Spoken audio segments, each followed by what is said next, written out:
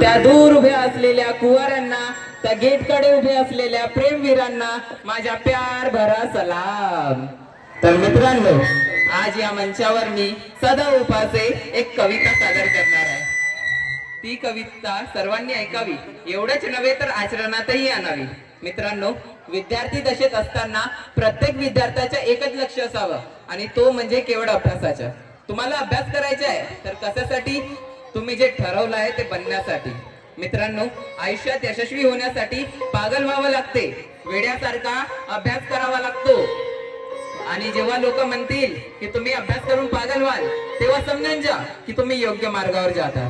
आता कॉलेजमध्ये शिकत असताना तुम्ही पागलही होता, पण कसे? पोरींच्या मागे फिरून फिरून, एखादीच्या प्रेमात पडून, जी तुमच्याकडे डुंकूनही पाहत नाही, जी तुमच्याकडे डुंकूनही पाहत नाही. आणि मग लागतो तुमच्या जिंदगीचा निकाल, आणि मग तुमच्यावर म्हणण्याची पाळी येते की अर्ज किया है. इर्शाद तर म्हणा, अर्ज किया है. आवाजच नाही येत आहे. इर्शाद तर म्हणा, अर्ज किया है कि इश्क के मैदान में, गौर फरमाइएगा, इश्क के मैदान में हम तो बैटिंग करते रह गए, क्लास की छोकरी से हम सेटिंग करते रह गए. हमारी महबूबा तो कोई और लेके भागा, हमारी महबूबा तो कोई और लेके भागा. हम तो इंस्टाग्राम पे सिर्फ चैटिंग करते रह गए, सिर्फ चैटिंग करते रह गए.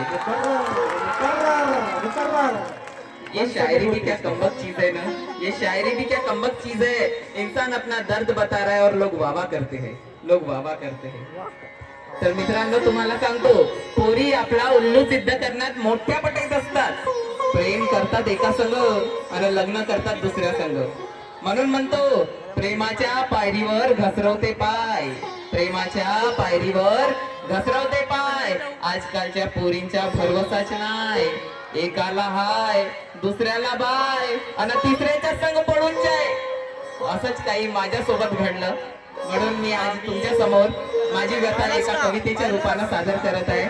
तर कवितेचे नाव आहे निकाल, रिझल्ट.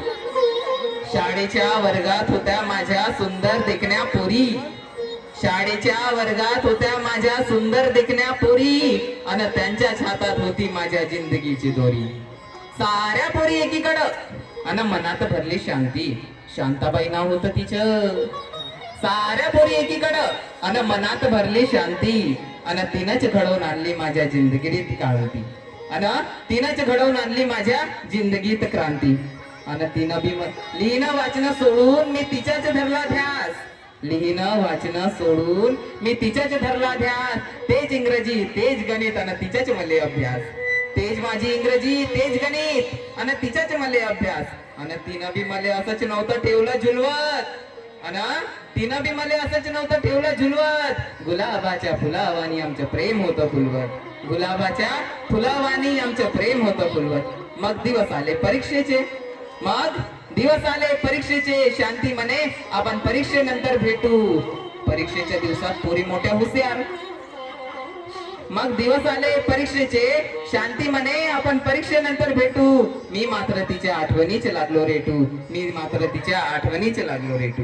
अखेर शांती झाली पास आणि मी झालो नापास, अखेर शांती झाली पास आणि मी झालो नापास. शांतीचं झालं लगीन, तिले पोरं झाले तीन, शांतीचं झालं लगीन, तिले पोरं झाले तीन.